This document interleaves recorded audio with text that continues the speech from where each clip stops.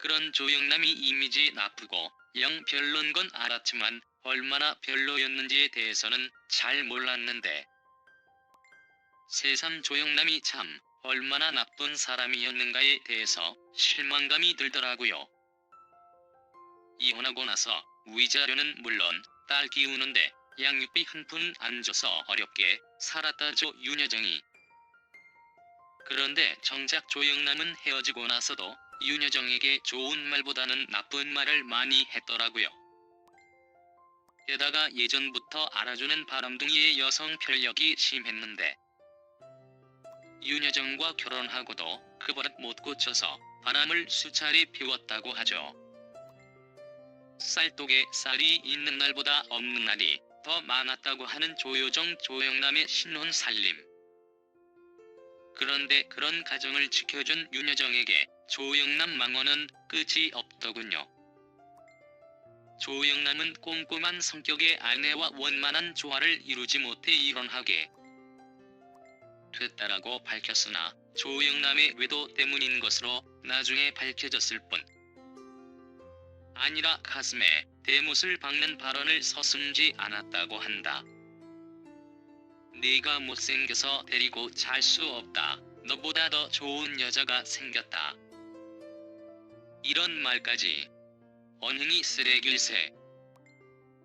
과거 방송된 종합편성 채널 TV 조선 별별 톡쇼에서 조영남이 18세 여하 여대생 백은실 씨와 사적으로 만났고 조영남의 운전기사가 윤여정에게 귀띔을 해줬고 결국은 윤여정의 추궁에 조영남이 두 손을 들고 다시는 만나지 않겠다고.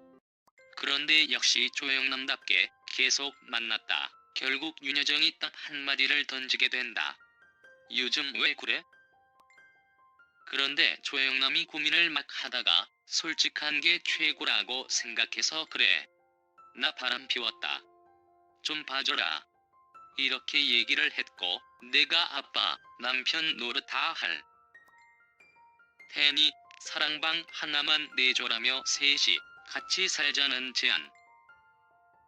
하지만 윤여정은 그 제안을 받아들일 수가 없었고 결국 1984년에 윤여정이 한국으로 귀국한 후에 조영남과 이혼을 했다. 조영남은 10년여간 동거해온 백은실과 1995년 늦은 결혼식을 올렸다. 조영남은 백은실에 대해 여동생처럼 친구처럼 생각되었을 뿐 결코 연인의 감정은 아니었다. 예쁘고 스마트한 여자는 본 적이 없다. 그녀의 지성. 재치를 사랑했고 튀기 싫어하는 성격을 좋아했다고. 그녀는 자신을 여동생처럼 귀여워하는 자신에게 불만이 있었다고 이야기했다. 백은실과의 결혼에 대해 조영남은 당시 윤여정에게 내쫓김을 당하면서 자연스럽게 시작한 동거 생활이었으니 참다운 결혼 생활은 아니었다고. 한 백은실과 결혼하며 딸 아이를 입양하는데 최근 온라인 커뮤니티에서는 조영남이 양딸에 관해 발언한 것이 이목을 끌고 있다. 인터뷰 당시 조영남은 자신의 양딸에 대해 이제 막 은지 가슴이 봉긋해지기 시작했다라고 말해 모두를 놀라게 했다. 엄청 사정해야 한번 보여줄까 말까인데 등에서 말예뻐. 환상적이라고. 그렇게 성스럽고 아름다운 걸 브래지어 속에 꼭꼭 숨기고 다녀야 하다니라고 말해 논란이 됐다. 당시 조은지 양은 나이가 15살이었던 것으로 알려져 논란은 증폭되고 있다. 한편 해당 인터뷰 내용은 책으로도 출판된 것으로 알려졌다. 양딸을 성추행? 도무지 이해가 안 되는 일들을. KBS ETV 빅브라더스에서는 황석영, 조영남, 송승환, 김용만이 진행을 맡고 소녀시대 태연, 리, 티파니, 서현이 게스트로 나와 자신들의 솔직한 이야기와 해외 공연 중 에피소드를 얘기하며 입담을 과시했다. 방송이 끝날 무렵 마지막 인사로 MC들과 소녀시대는 포옹을 나눴다. 이때 조영남은 태연을 꽉 끌어 안은 채 볼에 키스 뽀뽀를 했다. 그런데 포옹하며 뽀뽀를 당하는 태연은 기겁해서 소리를 쳤다. 당신의 왼손은 태연씨의 겨드랑이, 맨살을 만져가면서 포옹.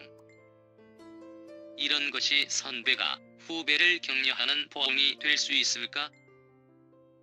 본인이 원하지 않는 상황에서의 지나친 스킨십은 폭력이다. 또한 TV조선 솔깃한 연예 토크 호박씨에 출연한 장윤정은 함께 출연한 조영남이 과거 자신에게 했던 발언을 공개해 이목을 모은 바 있다. 당시 방송에서 장윤정은 조영남 씨가 기억을 할지 못할지 모르겠는데 처음에 만났을 때 마지막 기회가 있다면 너랑 결혼하고 싶다라는 얘기를 했다고 한다. 참, 이 남자의 여성 편력은 어디까지일까? 그뿐 아니라 나를 돌아봐에 출연해 제시에게도 돌발 고백했다. 당시 70세였던 조영남은 27세인 제시에게 오늘 본 사람 중 당신이 제일 예쁘다라고 칭찬. 이후 제시에게 내 남자친구가 되고 싶다며 돌발 고백하기도 했다.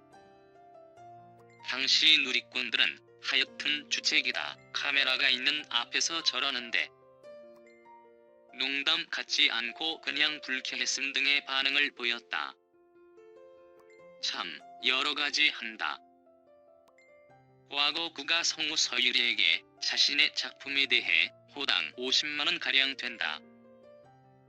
이 일이부터 서유리가 친분을 통해 작품을 조금 더 싸게 구입할 수 있겠느냐라고 묻자 그는 내 여자친구이 되거나 애인이 된다면 가능하다고. 우리 장모님은 나이가 어떻게 되시냐면서 내가 64학번이다.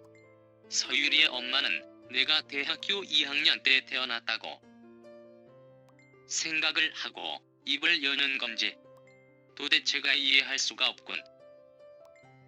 과거 여성동화에서의 그의 인터뷰를 보면 당신의 여성관이 궁금하다. 젊고 예쁘고 착하고 돈 많으면 최고 아니겠는가. 내가 인생에서 가장 중요하게 여기는 것이 이성, 즉 젊고 착한 여자다. 또 어린이와 강아지, 음악, 소설, 그림 등의 예술작품도 내 인생에서 빼놓을 수 없는 소중한 것들이다. 여성 편력이 남다르다고 알려져 있다. 주위에 여자가 그렇게 많은가? 지금까지 여자가 끊인 적이 없다. 한꺼번에 3명의 이성과 교제해본 적도 있다. 여자들에게 인기를 모으는 비결이라도 있나? 잘생겨서 그런 것 아니겠느냐? 장동건한테나 물어봐야 될 것 같은 질문을 하니 당혹스럽다. 허허. 사실 지금도 여자친구가 있다. 예쁘고 젊고 착한데 돈은 그다지 많지 않다. 하지만 돈은 나에게 있으니 상관없다. 그 친구는 이번 해프닝에 대해서도 별로 신경 쓰지 않는다. 그런데 신경 쓸 정도로 단순하지도 않고 내가 퇴폐적이라는 사실을 누구보다 잘 알고 있다. 신을 퇴폐적이라고 생각하는가? 그렇다. 모두 그렇게 생각하고 있지 않은가? 세 번째, 결혼은 할 것인가? 서로 너무 깊이 사랑해 도저히 떨어져 살기 힘들면 그때 결혼할 것이다. 불가피하게 임신을 했을 때도 결혼해야 되지 않겠는가? 하지만 난 결혼에 2번씩이나 실패한 사람이다. 신용을 잃은 상태다. 내 경험상 결혼은 대통령이 나라를 다스리는 일만큼 어려운 것 같다. 하지만 결혼은 인간이 만든 가장 좋은 제도 중 하나라고 생각한다. 이번 소문으로 도처에서 결혼 축하 전화가 걸려와 곤욕을 치렀지만 세 번째 결혼임에도 부조금을 미리 내겠다는 사람이 상상 외로 많아 즐거웠다. 첫 번째 결혼식을 시카고에서 치렀는데 세 번째 결혼을 하면 당시보다 수입이 더 많을 것 같다. 그런데 내가 원하는 소문은 왜 안 나는지 모르겠다. 사귀고 싶은 여자가 있다. 연예과중기의 미녀 리포터 류시현, 영화배우 심혜진, 은퇴선언을 한 신문화가 그 주인공들이다. 류시현 씨는 똑똑해서 매력적이다. 만나면 만날수록 기분이 좋아지는 여성이다. 거기다 얼굴까지 예쁘지 않은가. 심혜진 역시 오랫동안 일방적으로 좋아한 여성인데 무척 활달하고 사고가 껴있다. 무슨 말이든 받아줄 것 같아 좋고 서구적인 외모도 마음에 든다. 심은하는 아직 만나본 적이 없지만 말을 아끼는 모습이 참 아름다워 보인다. 속 깊고 심성 고운 그런 여자일 것 같다.